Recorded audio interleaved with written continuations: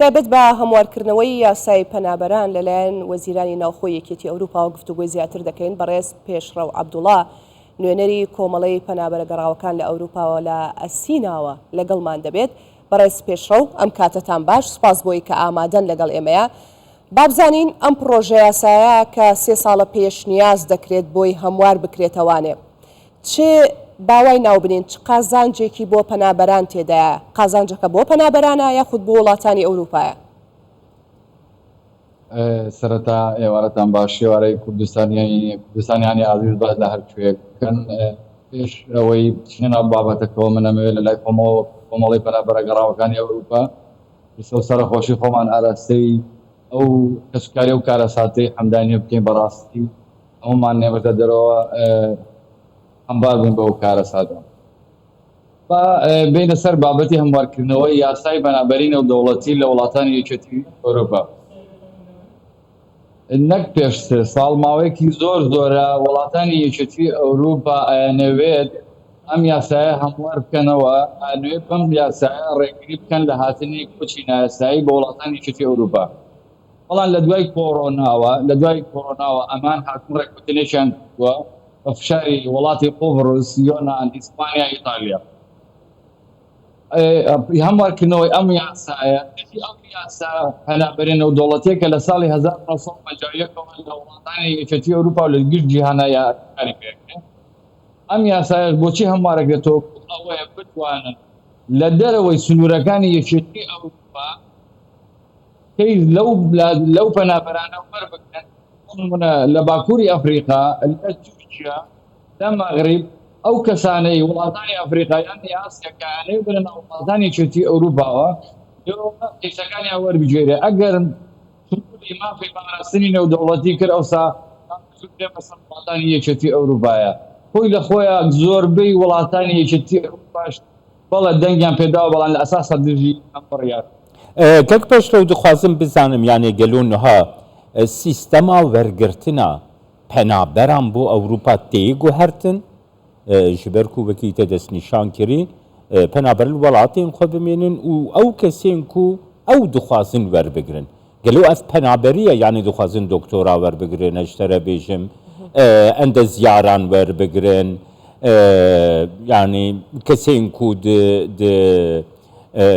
tenduristiyê de kar dikirin werbigirin. Gelo ev yek penaberiye yan wergirtina wan kesan e ku pêdawistiya wan pê heye. Ferm. پرسیارێکی زۆر جوانە. بابەتی یاسایانە زۆر قوڵن. ئەمان یەکی وڵاتانی یەکێتی ئەوروپا بەتەنیا ناتوانێت دژی ئەو بڕیارانەی وڵاتانی یەکێتی ئەوروپا دژی ئەو یاسای پەنابەری نێودەوڵەتی بەتەنیا بوەستنەوە. بەڵام ئەمان ئەیانەوێت بڕگەیەکی بۆ زیاد کرد. ئەو بڕگەیەکی ئەمنی بێت، مەسەڵەن بتوانن ڕێگری بکەن لە پەنابەران، یان پەنابەران بە لێشاو نێنە ئەوروپا. ئەمان لە ئەساسە خۆیان پێویستیان بە هەلی کارە، بە هەموو شێوەیەک هەلی کاریان پێویستە. دکتۆر بێ، سستەر بێ، ئەندازیار بێ، مەهەندیس بێ، پێویستیان بە ئەنواع هەلی کارە لەم وڵاتانە. بەڵام ئەمە کە ئێمە ئێستا لەم ساڵانەی دوایی بینین، ئەمە بۆ بە دیاردە وڵاتانی یەکێتی ئەوروپا ئەمە بە خەتەریاتەزان بۆ سەر خۆیان و لە هەمان کاتیشا وڵاتانی سنوور ناتوانن بە ڕێژەیەکی بەرچاو بتوانن هاوکاری پەنابەران بکەن بە شێوەیەکی تەندروست و دوور لە حاڵەتی نەخوازرا و بگەنە وڵاتانی یەکێتی ئەوروپا. ئەمە بابەتەکە لێرەدایە. بەڵام ئەم چەند بڕگەیەکی بۆ زیاد دەکەن بۆم یاسایە کە ئەمە لە ئەساسدا دێ ئەو چیمان پێڵێ هەموو ئەم وڵاتانەی یەکێتی ئەوروپا بە یاسای دبلن و بە یاسای پەنابەری مافی پاراستنی نێودەوڵەتیەوە دژی ئەوەستنەوە. خۆی لە خۆیدا ئەمە باوەڕ ناکەم سەر بگرێت. بەڵام ئەگەر هات و سەری گرتوم 27 وڵاتە لەناو خۆیانە ڕێککەوتنێکیان کرد وە خۆیان باسیەکەن و کۆکن لەسەری کام پەنابەرانە لە دوورگەکانی یۆنان، لە بادوژا، لە باکووری ئیسپانیا، ئەمانە بخرێنە بەندیخانەوە، پاشان ئەمانە بە دڵی خۆیان ئەو کەسانە هەڵبژێرن، یان ئەو کەسانی کە پێویستیانە بیان مافی پەنابەرێتیان پێبەخشن و بیان هێنە وڵاتانی یەکێتی ئەوروپاوە.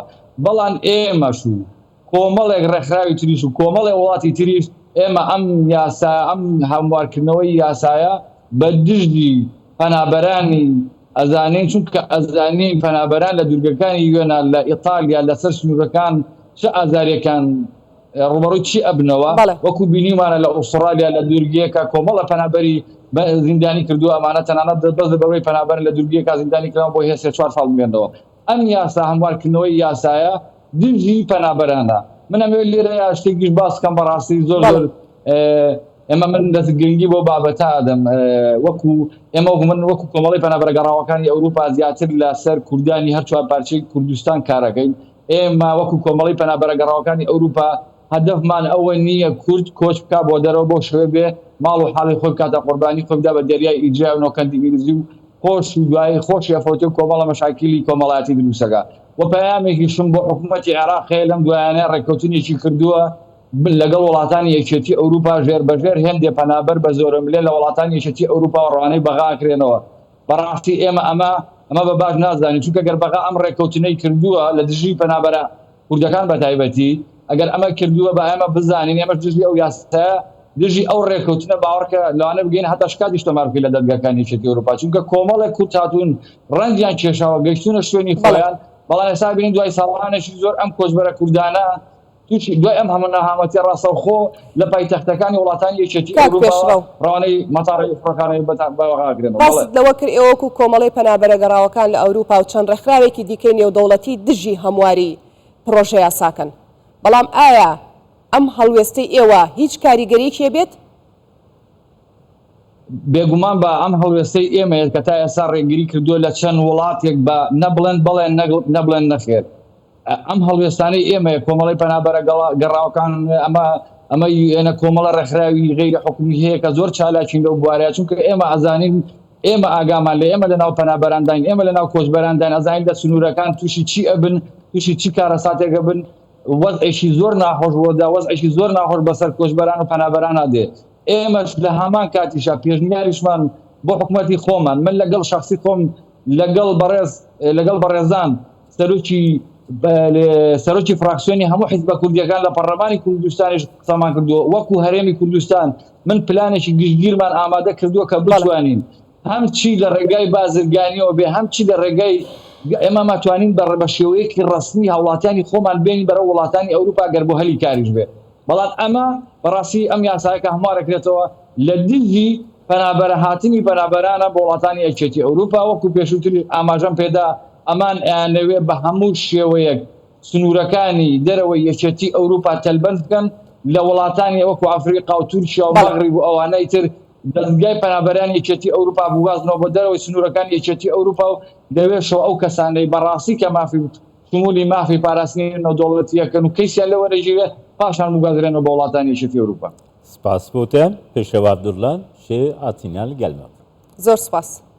زۆر سپاس.